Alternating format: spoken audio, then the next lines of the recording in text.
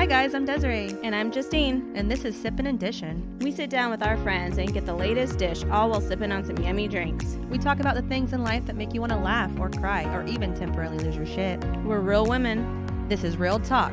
And of course it's real drinks. Hi guys, welcome to episode 15. Today we have Heather with us, another podcaster from one of my favorite podcasts to listen to, bunch of Momsense. Hi guys, I'm so happy to be here. It's been like the thing I've looked forward to all week, honestly. I'm so excited. Me too. I just couldn't believe that you decided to come on the show. I was so excited. It's an honor. Thanks for having me. Thanks for coming. Well, and it's nice to meet you. Sort of. Yes, nice to meet you too. I know, yes. Justine hasn't actually met Yeah, I Heather haven't before. actually got to talk to you, so. No, I'm excited. I mean, it's so cool to do a podcast with two individuals who I listen to you guys every time your episodes come out. And so I feel like we're already friends. We can just hang out. So it's fun to chat. Yes, that's how I feel about your podcast. I love listening to it. You guys just vibe so well. It's a refreshing thing, like on my Mondays, to listen to your new episodes. Awesome. So we're drinking some French martinis. That was just not the proper way, though. Yeah, they are not pink. We made them, and then they were hella strong. I've never had an actual martini, though. Yeah. I've never had one, so I really don't know what a martini tastes like. Like, they're supposed to taste like vodka, but I feel like when my husband was making it, he was like that meme lady where it's like 2 shots of vodka, doop, doop, doop, doop, and it just kept going, and it tastes like that, too. Well, what's funny is when he was mixing it, and he obviously wasn't paying attention, and you called him out on it. Was like, wait, did you put enough of the juice? Yeah, it was just like all vodka, splash of pineapple. So what are you drinking, Heather? Well, y'all are being really fancy tonight. I just have a glass of Cabernet. It's just, honestly, it's my go-to drink. It's easy. I don't have to mix anything. I'm not good at mixing. Hey, I think Cabernet's fancy. I do those gateway wines, the really the fruity sweet ones. You got that sophisticated one. I love it. Did you prepare 2 truths and a lie for us? I did. I'm ready. If y'all are. We're so ready. So ready. To probably be Okay. wrong. Yeah, be wrong. As usual. All right, well, here we go. I have never been a bridesmaid. I have never had a lap dance. I have never traveled outside of North America. Oh, those are good ones. See, I feel like the one that you probably would have, the one that was most common would be bridesmaid.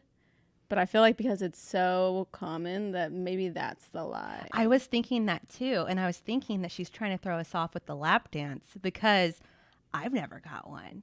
And I bet you she did. So I think your lie is about never being a bridesmaid. Me too. Actually, I have never been a bridesmaid. Oh my God, yay! So how was your lap dance then? Right? I know. I got to know. I've never had one. So it was embarrassing, quite honestly. I can imagine. I mean, it was 18 years ago, and I think if I got a lap dance now, I wouldn't be that embarrassed. I just take it with a smile, participate. You know what I mean? Yeah. But like when you're in your early 20s, mid 20s, and I was very modest, still am to a degree, but you know, and then being a center of attention, I hate being the center of attention. So I just literally, he like kind of turned around and turned his back to me at one point. Obviously, it was for my bachelorette party. Let me back up for a minute here. Mm-hmm. So my girlfriends took me out for my bachelorette party, and he turned around at some point, and I literally ran off the stage. You're like, he can't see me. I'm gone. Yeah. Ghost. And he came back and got me and brought me back on stage. And I mean, I just got through it the best I could, like white knuckled it, and then got off as quickly as it was done. Oh man, I'm just like imagining how much I would die of embarrassment. Yeah. Like I just don't think I could handle a guy and his junk just like I was going to say, did he have a bouncing. banana hammock on or something, or little booty shorts? Yeah, like a little barely G-string banana thing. Yeah, whatever Okay, you wanna that's call it. probably makes it worse. Like the little booty shorts are probably cute, but like when you got the swang of the hammock. Oh my gosh. Hey, at least you can say you've done it. That's now, cool. was it like Magic Mike? Yeah, was he hot? I mean, he was hot. He had a really good body, but I just he wasn't my he didn't have the looks that I'm attracted to. Let's just say that. Yeah. Did he at least dance? So Yeah, did he have rhythm? Yeah, he definitely could dance. Oh, okay. He Yeah. was all sweaty, huh? We have so many questions. He was a little sweaty. I didn't want to touch. Let's just say that. Yeah. Yeah. I mean, let's be real. I don't even want to touch my husband's sweaty body when he's all like sweaty, dirty, and like it's like sticky. Yeah. Just That's what it is. So you haven't left North America either? That's kind of crazy. Do you want to leave the country, or you just don't, like, kind of scared? I mean, we've been to Mexico several times for vacations throughout our marriage and even before I was married. But honestly, I don't have a huge desire to travel internationally. I'm not a good flyer, even though I used to travel for my full-time job literally like every other week. I just am not a good flyer. And so I just have no interest in being on a plane for more than like 45 minutes. Yeah. So I don't blame you. I understand those that. flights are so long. I've never actually been off the North American continent either. Because I've only been to Mexico. That's pretty much it. Yeah. We're not fun. Yeah. I love it. Okay, so do you want to dive into your first topic of the transition from being a full-time working mom to a stay-at-home mom and vice versa? yeah. So let me give some background before I kind of get into the transition. So I built my career in my 20s and most of my 30s and decided to start a family when I was 35 and had my first child at 36. And I will be honest, it rocked my world when I had my first child. Yeah. I can imagine, because I mean, being 35, you're a creature of habit. Like, you got your schedule, and now there's this new thing changing. Absolutely. I mean, I honestly can say the longer I waited, I think the more selfish I became in life with how I liked things, the routine of my life, the structure, the predictability of it. And, I had this baby and it really was a shock of what life had become. And I remember walking around like the first, I guess, 12 weeks while I was on maternity leave. And as, friends would come by and visit, or family members, or I would just get out and about and people would comment on the baby. I literally would ask people, why would anyone do this more than once? I think we've all said that. I know, right? I totally feel you there. So it really was definitely a transition for me. And I tried to enjoy my maternity leave. And I have to be honest, I looked forward to going back to work. I could not wait to pass the baby off for someone else to care for a few hours and just to get a break.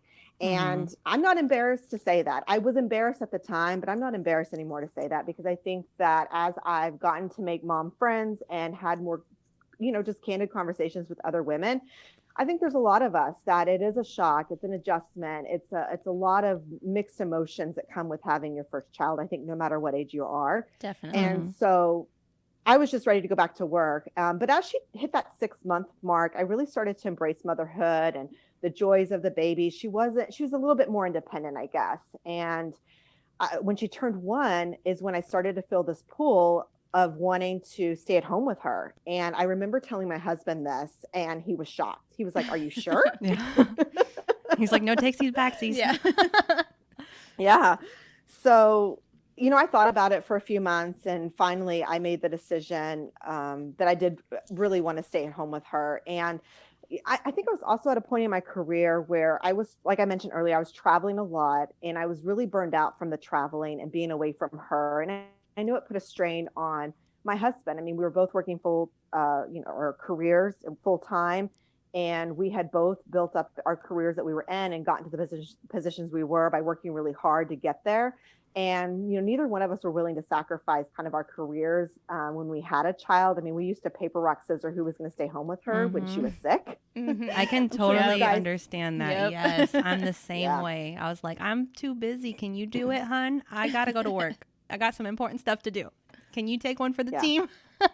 It's hard. And so, and I was just easily agitated. I think I was just agitated about, having to spread my time so differently and wanting to be with my child more. So, obviously we were in a financial position where I could take some time off, and I was thankful for that.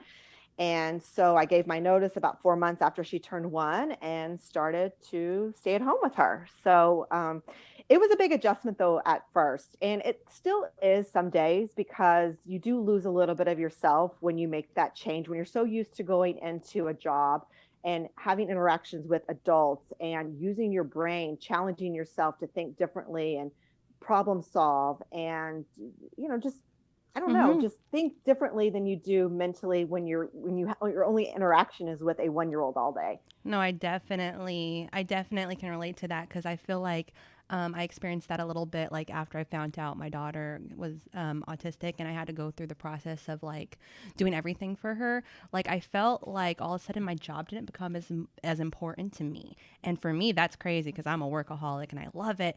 And then all of a sudden that my job just didn't seem important to me. For a second, I was like, I feel like I'm losing part of what makes me who I am because being a workaholic is part of my character. And if I'm not that, then who am I? You know what I mean? Like, I felt really confused by it. Absolutely. I totally understand how you feel or felt. So, and I have a lot of friends that work and they just say, I can't stay home with my kids. I have no desire to stay home. Like, I love my kids, but I don't really have that pull to want to be at home with them. I enjoy my career and I'm very satisfied with my career. And, kudos to them. I don't think any differently of my friends that still work and have kids. And then I have friends that do work and want to stay home, but they just financially can't. Mm-hmm. And so I think, you just have to do what works for your family. And my plan has always been to go back to work. And, I'm starting to feel that pull, and I'll get into that in a minute here. But I think that when you've built a career and you're in a certain position and status and you're making a certain salary, it wasn't an easy decision at the time. And knowing I'll go back one day and I'll have to start over and build a career maybe in a different field than what I was in and starting at a lower salary. And, I'm okay with that. And I think that you have to come to terms with all those things before you take the plunge and decide to go from working full time to stay at home. I think there's just so many things you have to really like kind of wrap your head around mentally. Yeah. And I think Justine would be one of those people that would definitely, if she could, she would stay home and be a stay-at-home mom. Yeah, I love working and stuff, and I love the everyday getting up and going to work and being with people, but I think I would enjoy being home, but I don't even know how that would feel to be able to be home and not have to worry about work. Well, like, I don't even know. You would just have new worries, right? I don't know. I like when I was on maternity leave, like that 3 months that you have after, it was the best 3 months ever. Ever. Both times too. Both times, best 3 months ever. It's not a break because you got a new baby and a new person. You got to learn and all that stuff. But it was the best. I enjoyed it. So what was that like for you, having to adjust from being a working mom to stay-at-home mom? Like, was that challenging trying to make that adjustment? Yeah, Justine, you're right. Like my mind would race still at night. Like your mind races with work and kids and home life. Like it would race, but it would be in a different way. And I would have to remember, like, I don't have to worry about what's going on at work or checking in with what's going on. Like it was kind of nice in a way to shut your mind off from that. But then you do start to think about, well, how am I going to occupy my time and challenge myself? And it is a weird transition. I will say it took about 6 months for me to be like, okay, I stay at home now. I don't have to worry about what's going on with X, Y, and Z like I used to worry about. Because I was a retail district manager. So I had, 17 stores that I was, responsible for, staffing, sales. Exactly. And I was in 5 different states. And so, at first I kind of stayed in touch with some of my store managers because I kind of missed, just like what's going on, but not in a gossipy way, just making sure that like maybe a couple new store managers I'd hired before I left, how are they transitioning to the brand, to the company? How are they doing? How are they performing? You were invested. So yeah, exactly. So in that way, it took about 6 months to probably shut that off in your mind and really start to truly enjoy just being at home. I mean, I will say I sleep so much better at night. I mean, there are stresses. Don't get me wrong. There are things financially that I worry about, or just things with my kids I worry about. But it doesn't keep you up at night like sometimes the other stuff when you're working and trying to make sure your kids are taken care of and things are done for school the next day. It is a different level of stress. So you and it stopped is nice. having work nightmares. Yeah, I've been started having school nightmares instead. There you go. That's a good store way to didn't start open. The manager quit. What am I going to do? Those are gone. Yeah. Oh no, this project is due. I don't have glue. Hey, I understand now with the homeschooling that we've been doing, this year. I mean, it's hard. Like I'm trying to scrounge up art supplies and Yes, I will say being at home, like I have a whole closet full of arts and crafts and art supply, like everything you can imagine. So you do become that mom. You become like the Pinterest mom. And I'm not a crafty person, but you have to find things like that to fill your time. I mean, you're responsible now for entertaining your kids at all. You know, I've gone from being at home when she was 15 months and now she's 5, you know, and I've had to learn how to fill our days of doing things besides watching TV or letting her watch TV. So, and I don't sit around and watch TV all day. Like I'm sure some people think I do. Like I don't, like the TV's rarely on. So, so like, how did this like change some of your friendships with like your working moms? Like, did they like, how did that work now that like you kind of were experiencing something different from them? yeah. So, I will say when you start to stay home and you're used to working, there is this feeling of loneliness that did start to sit in for me probably in the first 6 months. Just, Okay. you know, you have your husband or your significant other, hopefully to have conversations with at the end of the day, but it's just not the same. And so this feeling of loneliness did start to set in. And I realized I was going to have to figure out how to make friends that were home all day because all my friends were going to work every day. And my mom and dad do live here in the area, but my mom and dad were working at the time as well. So I really just didn't have anyone to hang out with. So I started to put myself out there. I mean, fortunately, we do live on a street where there are several families that have kids around the same age. And luckily, our neighbor across the street, she decided to become a stay-at-home mom around the same time I did. And then we had some new families move onto our street in the next like 12 months after I started staying home that were stay-at-home moms. So I gradually started to make friends on our street and then also just going to the park. I mean, I would just, and I have the personality where I'm pretty confident in walking up to someone and starting a conversation just based on what I was doing for my career. So that wasn't a problem for me. I know for a lot of moms it is.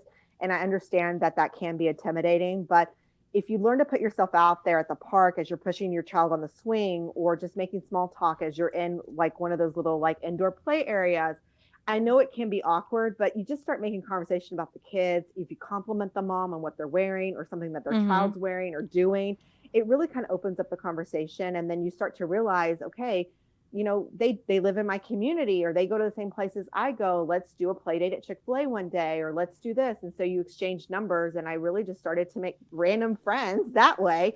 And I still have friends. That's great. So that I've met that way. Sounds like you're a social butterfly. I can't take you nowhere. Gonna make a friend.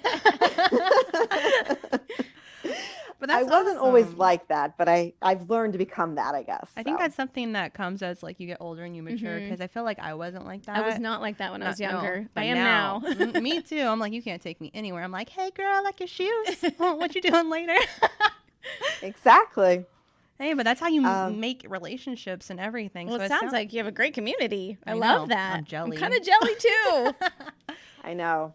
Well, we really did luck out on the street and the neighborhood we moved into right before my first daughter was born. And, you know, I think that when you can find that support system, and I know a lot of moms, it's more challenging to find the support system. But I think if you can find that support system, it really does bring so much value to the quality of life you're living as a stay-at-home mom, because you find your tribe, you find people that you can talk to and vent to, and they get it, and they are going through maybe the same thing, or they have gone through the same thing. I mean, my next door neighbor, I've become good friends with her, and she doesn't have a child around my children's age.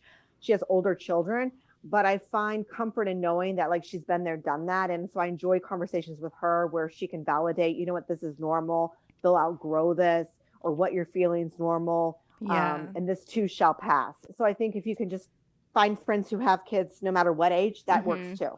I think there's something awesome about having a friendship with a veteran mom, okay? A mom that has made it through, give you hope. You're like, there is an end to this. One day it will get better. Or then you have that friend that has the kid and that is a veteran mom, and then she's like, nah, it's going to get worse. I'm like, damn it, you give me no hope. I know, the ones that are too honest. You're like, no, it's just downhill from here. I am curious, though, just because I haven't had the opportunity to ever be a stay-at-home mom. Mad jelly. I wish I could. I know, right? I mean, until I experience it, then I'm probably like, no, gonna go back to work. But when your husband gets home, does he give you your well-deserved break? Like, I am so curious about that.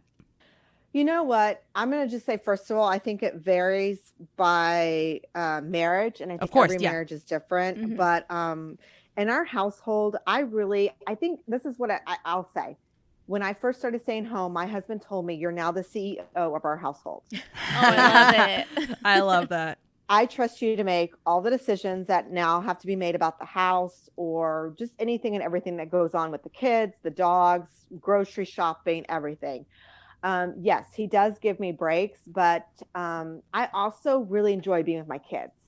So it's kind of hard for me to really answer that question because I have friends that are very diligent about having their alone time and their time to do the things they want to do. I'm not that kind of person because I don't really enjoy doing things like I don't enjoy getting my nails done, doing massages, having girls' weekends. Like that's not really my jam. I like a good girls' night out to have dinner, drinks, cocktails, and then I'm pretty much good. Like that, but that's just who I am. But I know that there's a lot of girls out there that really, thrive off having that like Saturday afternoon to themselves or, an evening to themselves to do whatever. I don't know. I just really enjoy being with my kids, so that doesn't really bother me. Okay. I mean, of course, like everyone's different. So it would vary like from each stay-at-home mom you ask, just like each working mom. Because sometimes there's working moms that come home and they just like are obsessed with just being with their kid because they haven't seen them all day. But there's some that's like, oh, I saw you for 15 minutes. Now I need to go have a drink because I had a bad week. Like, so it just kind of depends like on who you talk to, their personality, their needs that need to be fulfilled. So I think that it sounds like you guys already have that figured out. So that dynamic seems like it's working for you and that's all that matters. Yeah, for sure. And I mean, if I wanted to go do something, and have some time, I mean, he would totally support that and watch the kids. But, at the end of the day, that's not really what fills me up, I guess. So, hey, you got to do whatever makes you happy. Yeah. And it sounds like you're doing that. So that's awesome. Yeah. But, it is an interesting, I will say there are interesting ways your relationship does change when you do start to stay home because while he did make me the CEO of the household, which I love. That's he's just the best I thing know. ever. I love that too. I'm going to go home today and be like, hey, can I apply for that job, CEO of our home? So while he did do that, I think, at the beginning, he did have an expectation of things that should be done in the house. And, there are days that things do get done in the house because you get a schedule, you get a rhythm, you get a routine, but then you throw a new child in. Like when I had my second child, things become a little bit more challenging.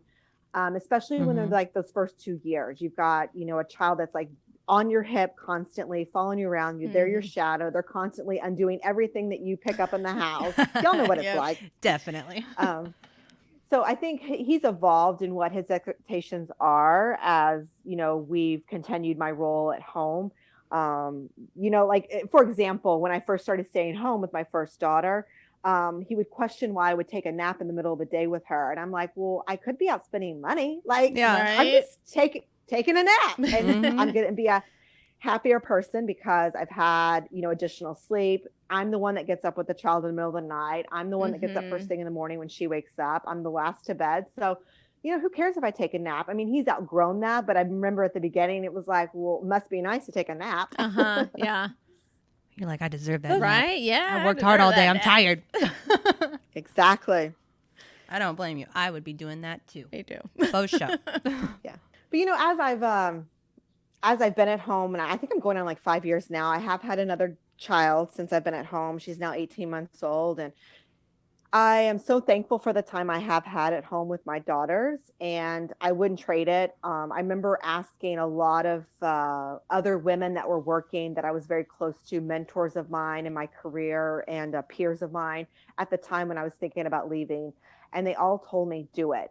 Some of them had done it when their kids were younger. Some of them wish they had done it. And they said, you'll never regret it. And I totally agree. I think if you financially can figure out how to do it, even if it's for a year or two, I'm glad I did it. But I will say now going on my 5th year, I'm ready to go back to work. And I don't feel bad saying that. I think that we have to do what fulfills us. And now that my oldest will be starting kindergarten in the fall, she'll have a more structured schedule Monday through Friday.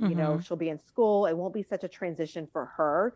And my youngest will just go to daycare. That's what my first one did. And I'm ready to just do something that will inspire me and motivate me and challenge me in a way that I've kind of missed. And so I look forward to making that change. Hopefully, I know the economy is not what it was a year ago when I started thinking about this. So we'll see what happens this year.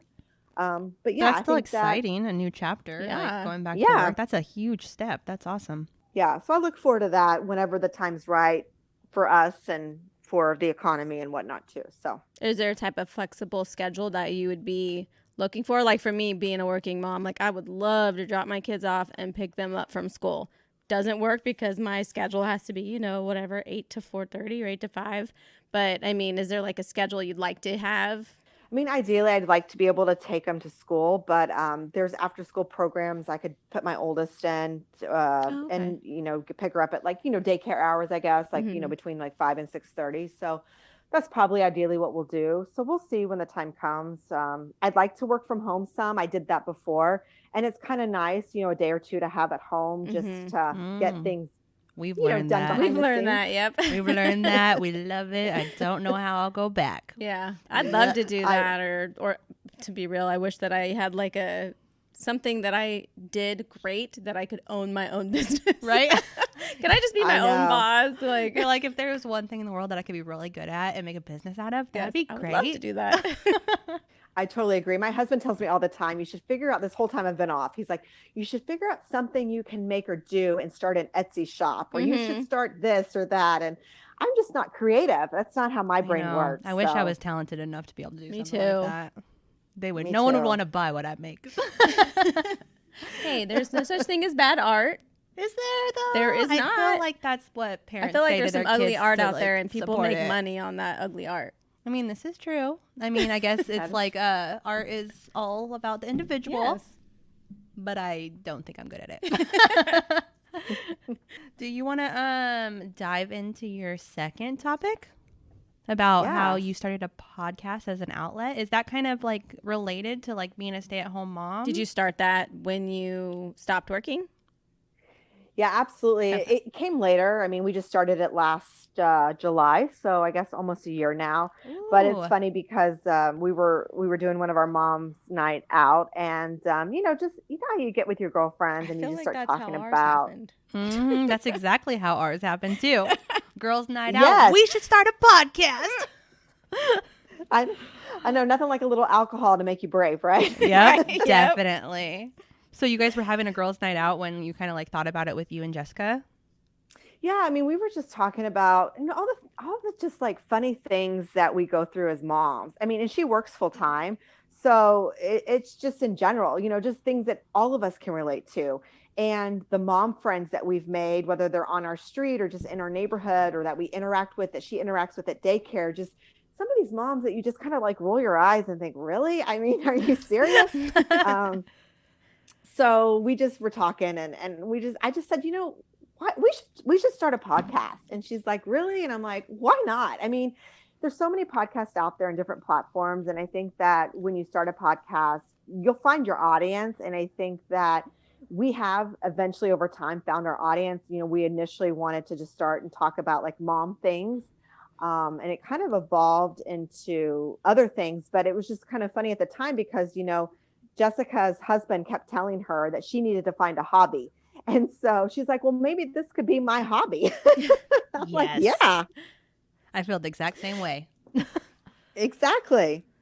So it fulfills Jessica and I, and it's made our friendship stronger. And I'm sure it's made y'all's friendship stronger too, in the way that you're connecting and sharing things that maybe y'all didn't know about each other. I know for us that's happened. Oh no, definitely. I yeah. learned something. I think last time I recorded with her, I I was feel just like like, she's what? seen me cry more when we record than ever. Yeah, definitely.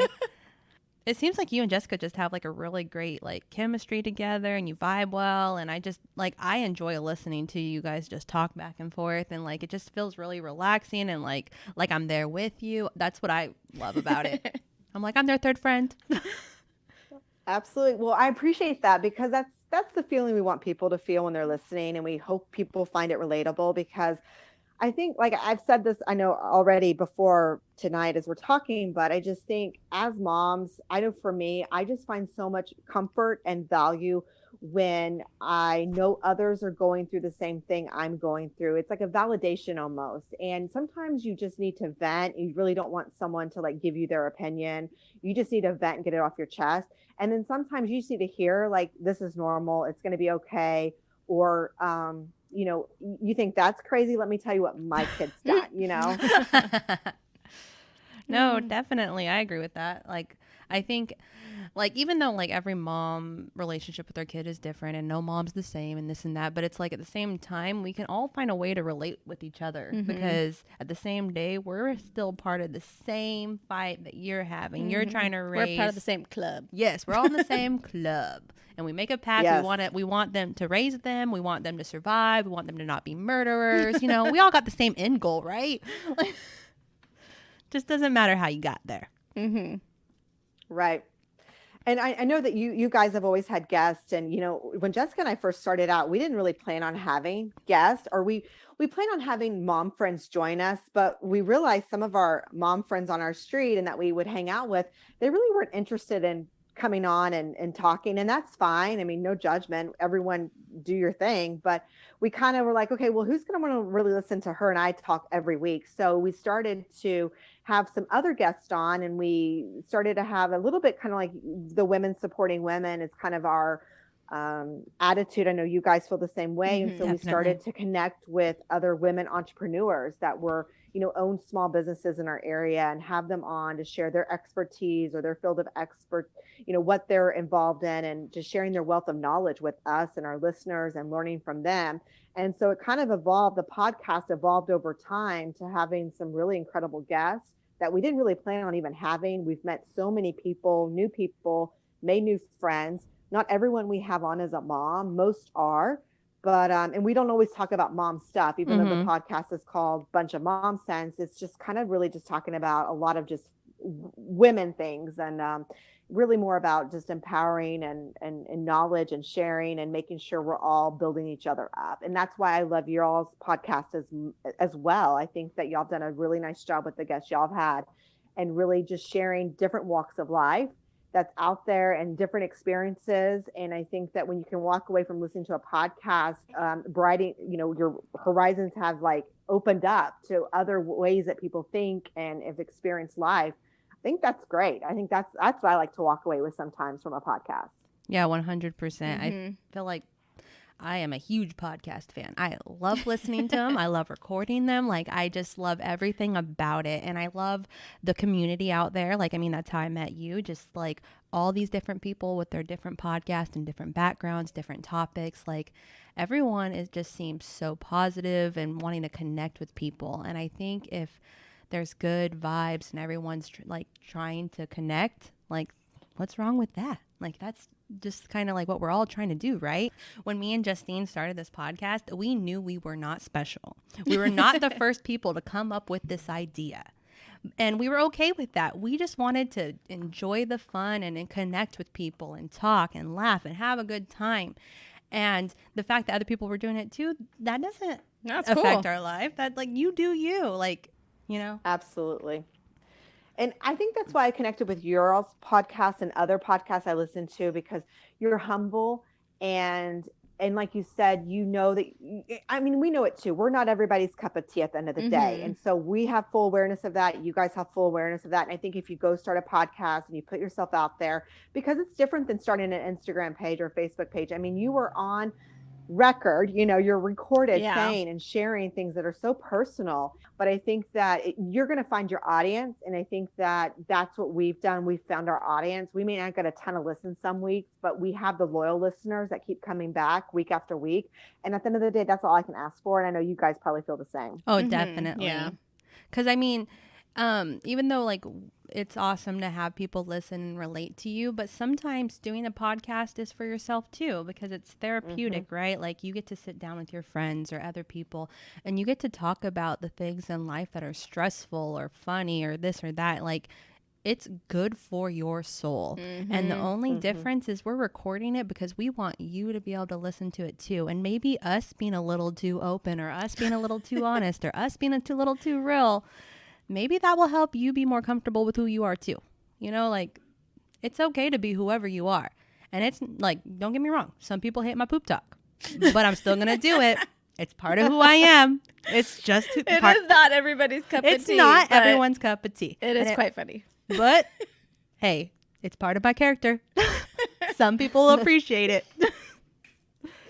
I don't, it doesn't bother me. I mean, when you have little kids, you talk about poop all the time anyway, so whatever. Honestly, I think kids is what made me so comfortable about it. I think so too. I think it just took one experience of walking in on your Picasso of poop to realize shit happens. No such thing as bad art. Nope. She was very proud of her shit art. I mean, I wasn't because I had to clean it, but Yeah. I think being a mom makes you kind of very a little strong for that. I am. Good job. I went in there wearing white. I was went very in scared. In a full suit with a hose, just we're cutting a hole in the corner of this room and it's gonna drain outside. I'm not touching it. Hey, every mom has had something like that. It's impossible that your kid has not made some kind of mess that made you want to throw up. Yep. It's impossible. Absolutely true. So I am intrigued on how you and Jessica met. So it's not really an exciting story. So we moved in, we both moved into our houses on the street, and we live on the same street. We really do. Oh my God, that's so cool. I'm so jealous of your street. I'm so jealous too. I know. I know some people don't believe us, or they don't think we really truly live. We literally live on the same street. She lives across the street, 3 houses down. But we moved in about the same time, and we didn't know each other. I knew, I had heard through another neighbor on the street that she was pregnant with triplets and was in the hospital on bed rest and was going to be in the hospital the rest of her pregnancy. But we had not met them at this point. And that's really all I knew. And then fast forward, she has her triplets. I've already had my daughter. They're the same age, basically. They were born the same year. Mine was born in February. Her triplets were born in June. And I don't know, we just slowly kind of like started to interact. And I went to her kid's first birthday party. And I met the nanny she had a nanny at the time that came to her house. Ooh, and I met the nanny. I want one of those. I know. But I mean, you got 3. Maybe it was her kid's second birthday party. I don't know. At some point I met the nanny, and since I was staying at home already, so it must have been the second birthday party. See, I can't even tell the story right. It's okay. I just suggested to the nanny, like, why don't we do some play dates? Because I'm stuck at home all day. You're stuck at their house with the triplets. And so I started going over there. We would have play dates, and we started venturing out to the park. I think that was the thing. Like, the nanny was probably a little hesitant to start to venture out and not have anyone there to help her. Well, yeah, because there's 3 of them. She's outnumbered. Yeah, sure I'd be scared too. So I really just like built this relationship with the nanny, and then Jessica and I started to build a relationship on the weekends. We would, have play dates together, and kind of the friendship just built from there. And so we started doing these mom nights out with some of the moms on our street, and Jessica was always included. And so we just kind of hit it off. Like when you just hit it off with someone, you just know. And we just jived from the beginning. Yeah, I don't think we've ever talked about like how me and Justine met.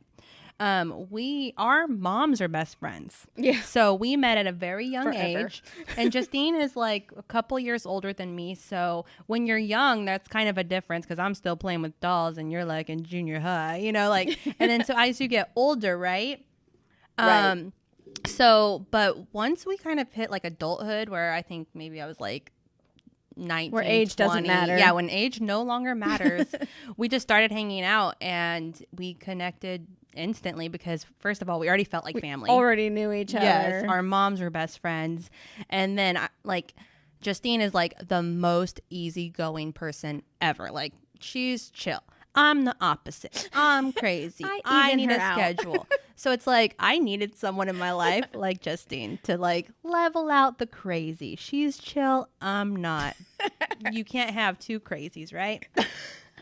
That's right. Yeah.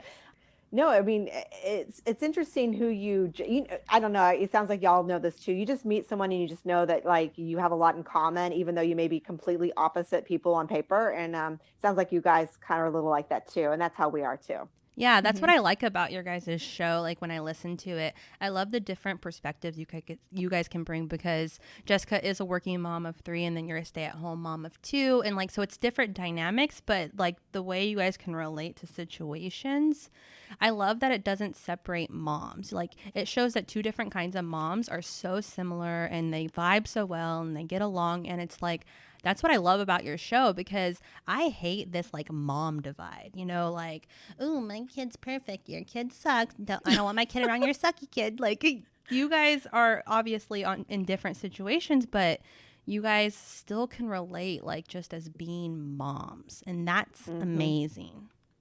Mm-hmm. No, I totally agree with you on this mom divide thing. And that's why that's one of the things I really don't look forward to when my children do start public school Ugh. is I know it's going to be there. And that's just not my thing, my jam. I don't want to deal with it. So I don't know It how I'm going to is. I handle mean, I that. know you guys are from probably a nicer town, 'cause, Sacramento sucks, but it is definitely true. It is definitely a divide. It's almost like being in school again yourself, where like there's I could see cliques that. and like, is somebody gonna talk to me? It's first day of school. Like, what parent's gonna talk to me? Am I gonna talk to somebody? Yeah. Yeah, because There's definitely cliques when it comes to going to public school, and you're it a little sucks. veteran now because Jade's in first grade. I mean, I'm not that much of a veteran. I mean, compared to my kid's not even in yes, school yet. no, Okay. yes, yes.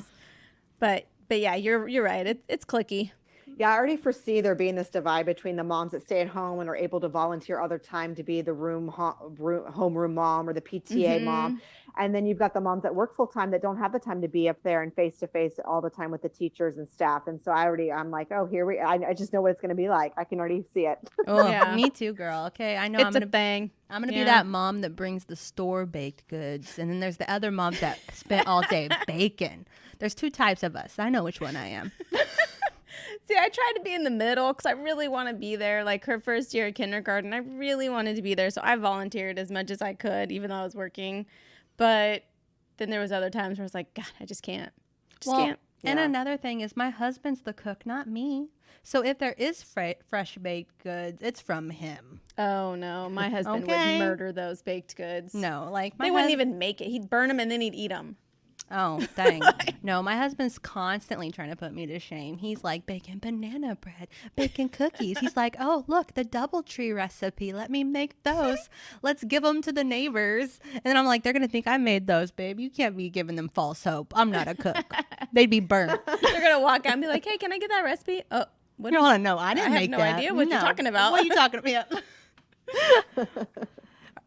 I love it that your husband bakes. I would be in trouble with that in my household. Oof. Oh Me no, too. yeah. This has been so bad for my diet. Like I feel like he's trying to fatten me up so that he can eat me in case he needs to later. I'm store's convinced. closed. He's like, the stores are going to run out of food. Let's fatten her up, and that way at least I can survive for a few months. Telling you. So are you like a good baker and stuff? Will you be that mom making those fancy cookies? So I do enjoy baking, but no, mine will be store bought. Yes. Yes, team store bought. So what else do you like by starting the podcast, like has there been any like internal like revelations that you found out like about yourself? Like do you feel like it's been like therapeutic for you? Do you feel like, it's helped you figure out who you are outside of being a mom?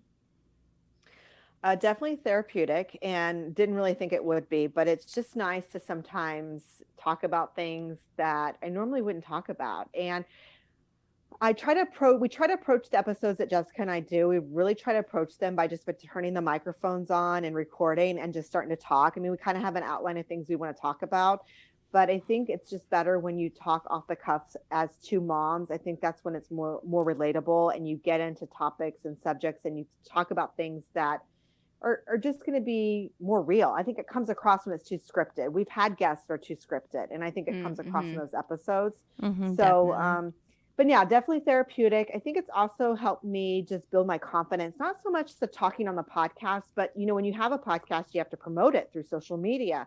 And I wasn't on Facebook. I wasn't really on Instagram either before this all started. So putting yourself out there from a social media standpoint has been really different for me, and not something I've really enjoyed. Even now, I don't really enjoy promoting a picture of ourselves to promote an episode. Like, I don't really want to promote that, but that's just what you have to do sometimes.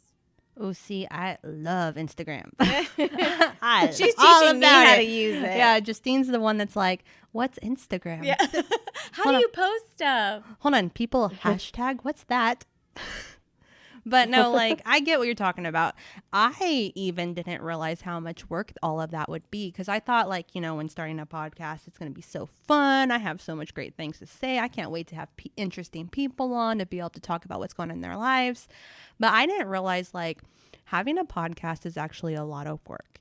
You have to record these episodes, you have to have all these equipments, like you need to be able to edit it and make it sound nice, and also what you're talking about with the promoting it on Instagram and other social medias, like it kind of feels foreign to me too, as someone that loves social media. Promoting myself in that way does feel a little weird, and I don't exactly know what to post all the time. I don't know what people are going to be intrigued by, or even like recently I made a post of me and Justine in ugly pictures, and people seem to love that way more than we're trying to be cute. Like, who would have known? I don't. Like, this is a learning curve, I think, for anyone starting a podcast, figuring out how to promote yourself. Absolutely. And it is interesting what people react to and what they don't react to. So it is interesting. I agree with you on that 100%.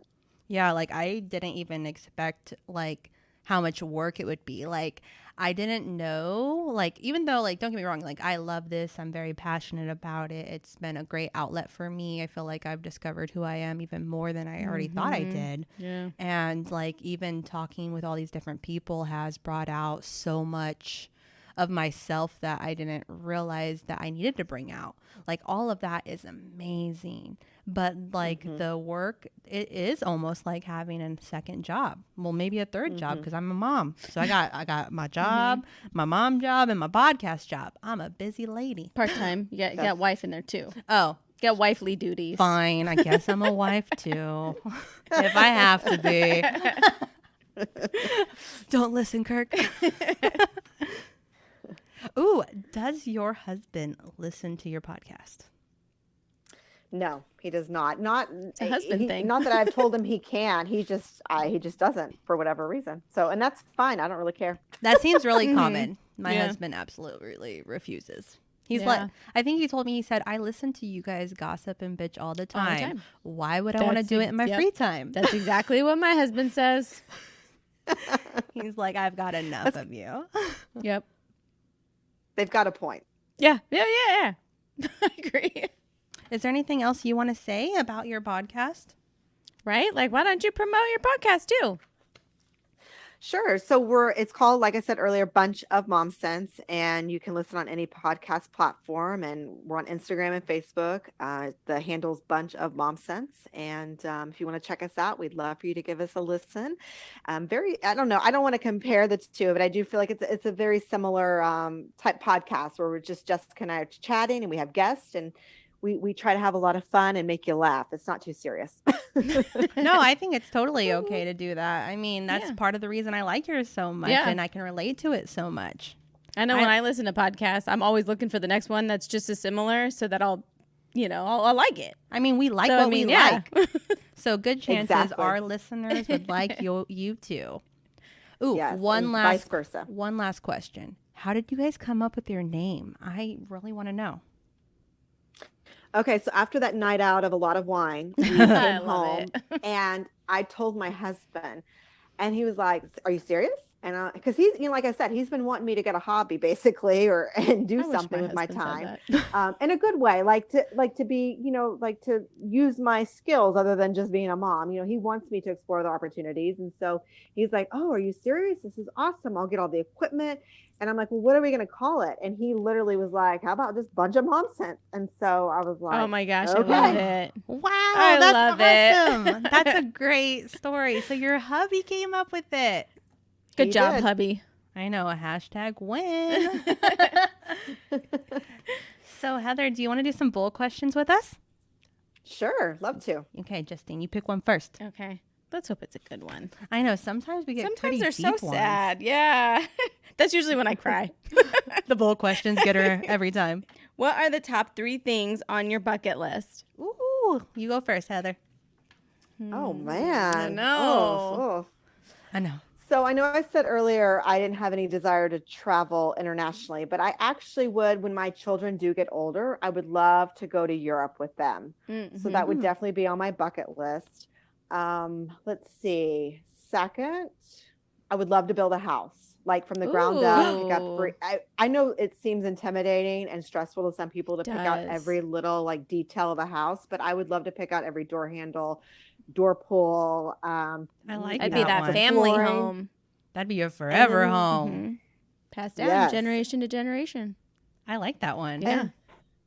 And then third on my bucket list, I think I would just love to find a job when I go back to work that I just truly love. Like, I just want to love again what I do, who I work with, surround myself, because I think it's just going to continue to inspire me and be a better person at home and just a human being. So Yeah. I'd love to find a job I just love.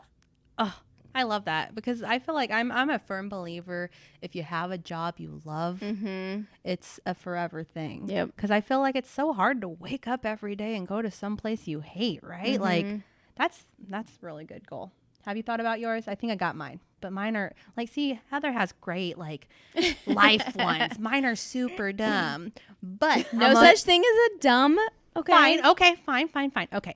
Number 1, I've always wanted to go to Alcatraz. I live so close. And I've still never Desiree. been. Oh my God. That's on my bucket list. I need to see Alcatraz. Okay, that's on the list. We're going to do that this summer. Okay. I sure hope so because I'm 30 years old and still haven't. Okay, number 2 is pretty embarrassing, but I've always wanted to be on some kind of reality show. Okay? Number 3, I got to be on a reality show. I'm a great personality. The world needs to see it. And 3, I would love to get a sleeve tattoo. I probably won't because my husband's not a big fan and I actually care what he thinks. But like in the perfect world, I totally would get one. How about a half sleeve? He doesn't want a whole sleeve. How about a half sleeve? Girl, have you met my husband? He's so prudish. I mean, no, I mean, he's got tattoos. I would love to be able to do it one day, but if it doesn't happen, it's okay. Like I love my husband way more than I love that idea. Yeah. Yes. Okay, Justine. Okay, so mine would definitely be a travel because I've never really traveled anywhere. So I would love to try, and not just like anywhere specific. I would love to travel. Just travel. Travel, whether it be when we're elderly and retired and doing our thing, or with the kids. I'd love to take the kids because when I was young, I didn't get to travel because we weren't made of money. So I would love to travel for sure, anywhere, a lot. And then, this is stupid. I don't know if I would actually do it. There's no stupid ones, remember? Remember? I've always wanted to skydive. Now, I was down before I had kids. After I had kids and I realized how I needed to live for other people, I don't know if I would do it, but maybe when I'm older and they're old and they've grown and they don't really need me anymore, then maybe. I would totally old lady skydive with you. But that is something that I, when I was younger, was really wanting to do. Okay. What else? God, there was another one. What was it? I mean, mine are really, really shallow. So what? yours got to be better. I know I would like to renew my vows in the middle of nowhere land. Yeah. Oh, that's on my bucket list to like renew my vow. Like literally, I want to be like hippie style. I want like one of those little like white and tan colored crowns on my head and a white ivory dress or whatever. And I want to just renew our vows in the middle of and then like someone nowhere. Releasing butterflies behind you and they're just fluttering. I love it. We'll see if that happens because that's pretty hippie-ish. But no, it sounds super hippie-ish. But I'm like, I really want to renew it in like where it's not like about like having a big party. But if we do have a big party with our hippie style renewal, I want it to be relaxing. So there ain't going to be no chairs, people. Well, that's all for today's episode of Sippin and Dishin. Thank you, Heather, for joining us. If you enjoyed this episode, please go rate, review, or subscribe. Thanks for listening. Until next time. Bye.